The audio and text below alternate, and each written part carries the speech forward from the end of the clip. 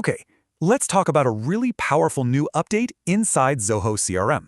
So, if you're a CRM user, you've probably run into a problem just like this. Yeah, pulling in data from another module, it usually meant messy workarounds.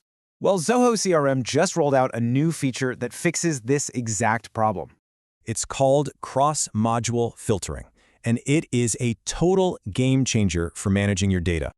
You'll find this awesome new tool in both advanced filters and in your custom views. So, how does this work in the real world? Let's take a look. This means you can filter contacts using fields from their linked accounts. So easy. Exactly. You get your list just right without ever leaving the module you're working in. This opens up so many new ways to build those super targeted lists you need. And once you have that list, you can run macros or send mass emails right away. Okay, but there are a few important details that you'll want to know. These limits are there to keep your filters super fast and efficient, even with complex stuff.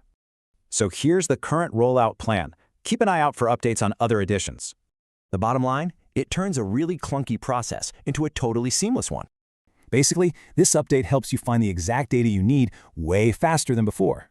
So with this deeper level of filtering, what new things will you uncover in your data?